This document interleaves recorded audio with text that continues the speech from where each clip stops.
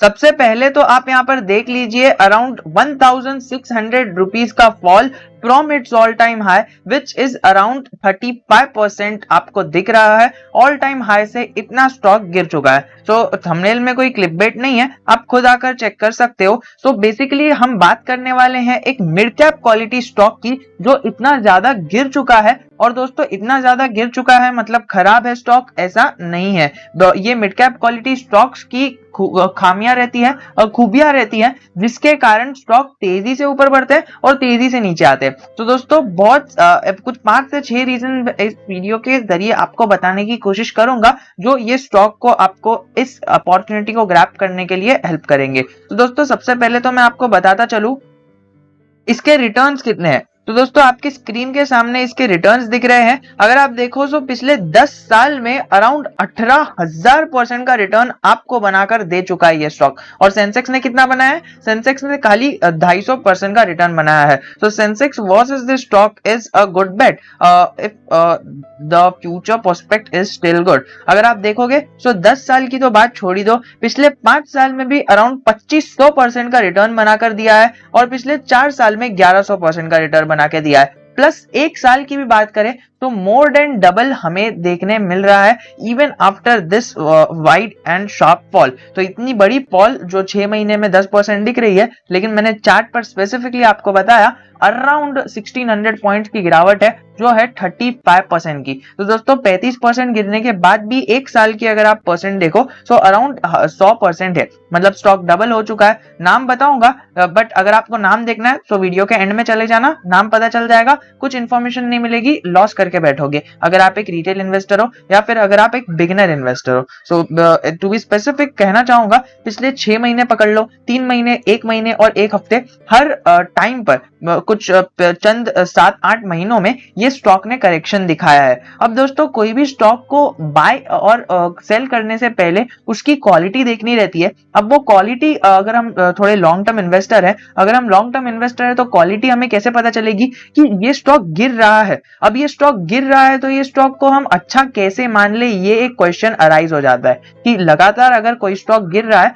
तो हम इसको अच्छा कैसे मान ले। तो दोस्तों उसके लिए एक बहुत अच्छा इंडिकेटर कॉमन सेंस साइकोलॉजी के हिसाब से आपको बताऊंगा। साइकोलॉजी क्या कहती है कि अगर ये स्टॉक गिर रहा है तो सबसे पहले देखो कि क्या इसका सेक्टर ऊपर जा रहा है, यानी ये स्टॉक जिस सेक्टर के अंदर है वो सेक्टर ऊपर जा रहा है और ये स्टॉक गिर रहा है तो कोई स्टॉक स्पेसिफिक न्यूज होगी। बट अगर हम देखा जाए तो पिछले 7-8 महीनों में ये वाला जो सेक्टर है, जिस सेक्टर की मैं बात कर रहा हूँ, जिस स्टॉक की मैं बात कर रहा हूँ, वो सेक्टर वाले जो स्टॉक है वो सारे स्टॉक्स इतने ही नीचे आपको वैल्यूएशन पर मिल रहे हैं। एंड जो मार्केट को थोड़े टाइम से फॉलो कर रहे हैं उनको पता चल गया होगा मैं किस सेक्टर के बारे में बात कर रहा हूँ। बट बेसिकली रुकिए, आगे और 2 से 3 इंफॉर्मेशन बतानी बाकी है। सो बेसिकली देखा जाए तो हमें ये पूरे सेक्टर के अंदर कुछ प्रॉब्लम्स देखने मिल रही है जिसके चलते हर एक शेयर आपको, सोने वाले शेयर आपको कोयले के दाम पर मिल रहे हैं। अब मैं ये नहीं कहता कि यहाँ पर जो 35% की नेगेटिविटी आई है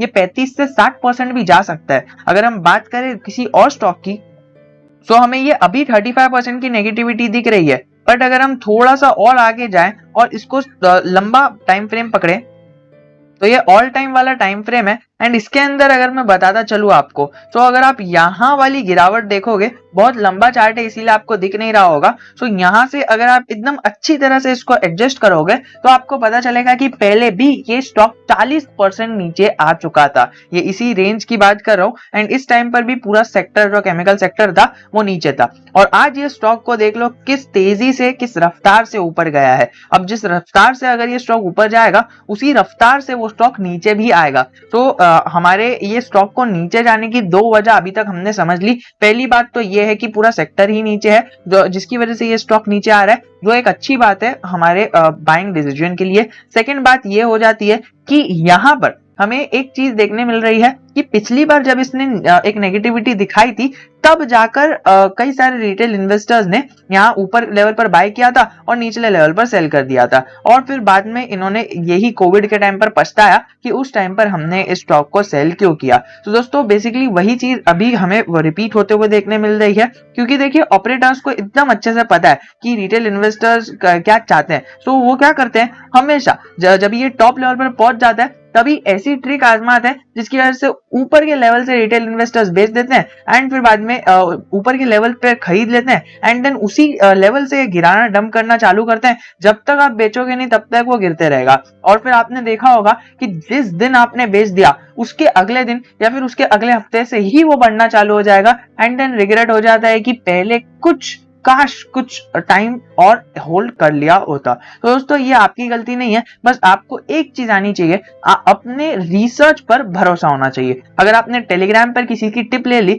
या फिर आपने किसी की यूट्यूब वीडियो देखकर ब्लाइंडली निवेश कर लिया, खुद की बात कर रहा हूं मैं, अगर आपने मेरा वीडियो देखकर भी ब्लाइंडली निवेश कर दिया तो भी अगर आपने ब्लाइंडली निवेश किया है ना तो आपका यही हाल होगा अगर आप एक बिगनर इन्वेस्टर हो और अगर आपने पेशेंस की कमी है। सो अगर आप एक ट्रेडर हो तो आप वीडियो को देख सकते हो, आपको पता ही है, आपने यहाँ पर शॉर्ट कर कमाया ही होगा, कई सारे ट्रेडर्स ने कमाया है, बट ये बेसिकली इन्वेस्टर्स के लिए एक चैनल है और ट्रेडर्स के लिए एक दो वीडियो आ जाएगी, आप वो देख लेना बाद में, बट अभी ये वीडियो इन्वेस्टर्स के लिए। सो आप देख सकते हो किस प्रकार से यहाँ पर नेगेटिविटी आई है। अब मैं ये नहीं कह रहा कि ये और नहीं गिर सकता है, बट मैं ये कह रहा हूँ कि इस लेवल पर एक्यूमुलेशन की एक अच्छी खासी अपॉर्चुनिटी बनी हुई है। So let me show you the financials of this stock. तो अगर हम बात करें 2010 की, सो 2010 में अगर हम इसकी नेट प्रॉफिट की बात करें, सो 2010 में 10 करोड़ का प्रॉफिट था और इंक्रीजिंग मैनर में देखिए किस तरह से प्रॉफिट बढ़ रहा है। 10 करोड़ के बाद 17 करोड़, 24, 43 और 45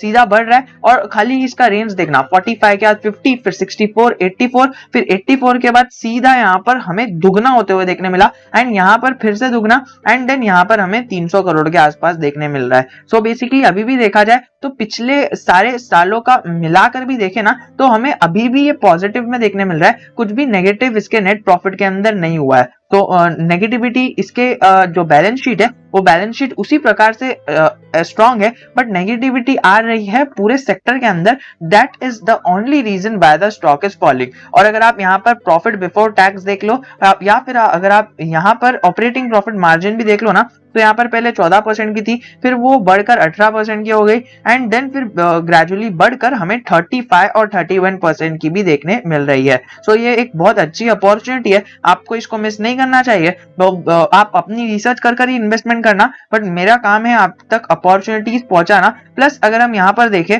तो इन्होंने सीधा अपने जो बोरिंग्स है एक साल के अंदर अपने बोरिंग्स को 50% घटा दिया, जो किसी भी कंपनी के लिए बहुत बड़ी बात होती है। प्लस अगर आप देखो तो रिजर्व्स को भी इन्होंने अच्छी तरह से बढ़ा दिया है, जो हमें बताता है और कि इन्होंने अपने बैलेंस शीट को और स्ट्रेंथ दे दी है और पॉजिटिविटी दे दी है। बाकी सारी प्रमोटर होल्डिंग मैक्सिमम प्रमोटर्स के पास है, थोड़ा सा इन्होंने अपना स्टेक सेल किया था जिसकी वजह से भी एक रीजन हो सकता है स्टॉक के नीचे आने का, बट ओवरऑल सेक्टर डाउन है, तो फिर ये रीजन को हम ज्यादा कंसिडर नहीं करेंगे। एफआईआईज ने भी पिछले 2 क्वार्टर के अंदर इसके अंदर इंटरेस्ट दिखाया है। व्हाई? देखिए पहले इनका 1% से भी कम इन्वेस्टमेंट था, अभी 1 से 2% इन्होंने कर दिया है। मोस्ट प्रोबेबली क्वार्टर 3 के अंदर अपनी दो की और भी ज्यादा कर दे, but because continuously FIIs sell कर रहे हैं तो यहाँ पर एफआईआईज का कम होना भी दिख सकता है, लेकिन डीआईआईज बाय कर रहे हैं जिसके कारण हमारा यहाँ पर डीआईआई के अंदर इंक्रीमेंट होता हुआ देखने मिल सकता है और पब्लिक के पास 24% की स्टेक है। तो दोस्तों ओवरऑल देखा जाए बैलेंस शीट बहुत अच्छी है। एंड मैं बात कर रहा हूँ अल्काइल अमाइंस की। वी नो की पिडिलाइट इंडस्ट्रीज टॉप स्टॉक है हमारा, इसका ए क्लास बैलेंस शीट और उसी के नीचे एसआरएफ बहुत अच्छी बैलेंस शीट, आरती इंडस्ट्रीज, दीपक नाइट्रेट, फिर क्लीन साइंस भी जो हाल ही में लिस्ट होते हुए कंपनी है, टाटा केमिकल्स और गुजरात फ्लोरोक, इनका मार्केट कैपिटलाइजेशन बढ़ा हुआ है, इसकी वजह से ये 3 कंपनीज ऊपर है। अभी ज्यादा लिक्विडिटी भी है जिसके कारण ये कंपनीज ऊपर है और ये अल्काइल अमाइन जैसी कंपनी नीचे है। तो दोस्तों बेसिकली ये हमें ज्यादा फेयर वैल्यूएशन पर देखने मिल रही है। अब अगर हम वैल्यूएशन भी चेक करें तो हमें फाइनेंशियल्स देखने मिल रहे हैं एकदम वेरी स्टेबल और एफिशिएंसी भी 5 स्टार रेटिंग दिया गया है, यानी 5 में से 5 स्टार मिले हैं फाइनेंशियल्स के लिए भी और एफिशिएंसी के लिए भी। लेकिन यहाँ पर हमें थोड़ा सा एक धक्का लगता है जिसके अंदर ओनरशिप में बिलो पार दिख रहा है, लेकिन फिर भी अगर आप देखोगे तो डीआईआईज और थोड़ा सा गवर्नमेंट के सपोर्ट कम होने के कारण हमें ये बिलो पार दिख रहा है। वैसे तो प्रमोटर्स की होल्डिंग टॉप नॉच है, 75% है, जो इसको एक अच्छा बेट बनाता है। और अगर वैल्यूएशन की बात करें सो वैल्यूएशन के हिसाब से आपको यहाँ पर ज्यादा देखने मिल रहा है। सो इस पॉइंट को भी आप कंसिडर कर सकते हो। सारे मैथमेटिकल कैलकुलेशन होने के बाद यहाँ पर वैल्यूएशन डिसाइड होती है। बट यहाँ पर जितना मुझे पता है, जो केमिकल सेक्टर के स्टॉक्स डाउन है, सबसे ज्यादा डाउन आपको अलग अलग स्टॉक्स देखने मिल रहे हैं। बट यहाँ पर सबसे नीचे अल्काइल अमाइंस को रखा जा रहा है। अकॉर्डिंग टू मी इसको थोड़ा ऊपर रखना चाहिए, जो हमें दर्शाता है कि अल्काइल अमाइंस में ज्यादा सेलिंग हुई है। दैट डजंट मीन कि यहाँ पर से ये फॉल नहीं कर सकता है। मोस्ट प्रोबेबली आने वाले टाइम में क्या पता हमें और 50% गिरता हुआ देखने मिल जाए। 30%, 35% अभी गिरा है, आने वाले टाइम में वो 30% का 50% हो जाए, किसे पता। बट वहां से जो रिकवरी देगी वो शार्प रिकवरी रहेगी। अब वी डोंट नो कब तक गिरावट होगी, बट जब पॉजिटिविटी आएगी तब सब लोग वहां पर रिग्रेट करेंगे कि हमने अभी बाय क्यों नहीं किया। ए क्लास बैलेंस शीट ढूंढनी चाहिए। किसी भी स्टॉक को बाय करने से पहले उसकी बैलेंस शीट स्ट्रांग होनी चाहिए, उसकी ओनरशिप स्ट्रांग होनी चाहिए, उसकी प्रॉफिट ग्रोथ होनी चाहिए। जो ये सारी चीजें हमें इसके अंदर देखने मिल रही है। प्लस प्रमोटर्स का भरोसा होना चाहिए, जो है एफआईएस का भरोसा भी कंटिन्यूअसली हमें बढ़ता हुआ देखने मिल रहा है। Plus without any reason, only because of the sector fall, हमें इसके अंदर फॉल देखने मिल रहा है। तो अपॉर्चुनिटी इधर भी क्रिएट हो रही है। प्लस रेवेन्यू के अंदर आपको ईयर ऑन ईयर इतनी अच्छी ये ग्राफ के थ्रू मैं आपको ग्रोथ दिखा रहा हूँ। प्लस अगर आप देखोगे इसका आरओई भी इंक्रीज हुआ है, और नेट प्रॉफिट के अंदर तो हमें एकदम अच्छी तरह से ग्रोथ होते हुए देखने मिली है। कोविड के टाइम पर तो इन्होंने एक अच्छी सी ग्रोथ हमें दिखाई है, जिसके कारण इनका शेयर कोविड के टाइम पर बहुत अच्छी तरह से बढ़ा। And debt to equity ratio भी आपकी स्क्रीन के सामने है, किस तरह से इन्होंने अपनी डेट को अच्छी तरह से अराउंड 2017-18 के टाइम पे जो डेट थी वो कम कर कर अभी 0.03 कर दिया। ये भी एक स्ट्रॉन्ग पॉइंट है। तो सारे पॉइंट को कंक्लूड करना चाहूँ तो मैं आपको बताता चलूँ, स्टॉक का नाम है हमारा Aarti industries, Aarti amine chemicals, alkyl amine chemicals, sorry for the miss pronunciation, alkyl amine chemicals. तो दोस्तों अगर आप इस स्टॉक में इंटरेस्टेड हो, do let me know in the comment section कि आपने अपना कितना % ऑफ द कैपिटल इन्वेस्ट किया है इसमें, एंड क्या आप इसके अंदर इन्वेस्टमेंट करने का सोच रहे थे। बेसिकली इस वीडियो को अगर आप ब्लाइंडली देखकर निवेश कर दोगे, कुछ नहीं होगा। अभी अगर शेयर और नीचे चले जाएगा, आपके पास वो बोलते हैं ना, होल्डिंग कैपेसिटी नहीं रहेगी, एंड वो होल्डिंग पेशेंस नहीं रहेगा, तो आप सेल आउट कर दोगे। एंड क्या पता उसके अगले दिन से स्टॉक बूस्टअप हो जाए, एंड फिर बाद में आप रिग्रेट करो कि मैंने अभी सेल क्यों किया। This is the only way how retailers lose money while investing. क्योंकि ट्रेडिंग का, ऑप्शन ट्रेडिंग और बाकी स्विंग ट्रेडिंग के बारे में तो आपको पता ही है, मार्जिन लेवरेज के बारे में, पैसे तो यूं चले जाते हैं। बट इन्वेस्टिंग के थ्रू पैसा कमाना बहुत मुश्किल है। बट अगर आप यहाँ पर अलग अलग लोगों की टिप लोगे, सो वो एकदम ईजी हो जाता है आपके पैसे को वैनिश करना। So that's it from my side दोस्तों। If you have any doubt relating anything, do let me know in the comment section. वैसे एक HFCL की वीडियो मैंने अपलोड की थी, तो इधर क्लिक कर आप उसे देख सकते हो। वो बहुत इंटरेस्टिंग वीडियो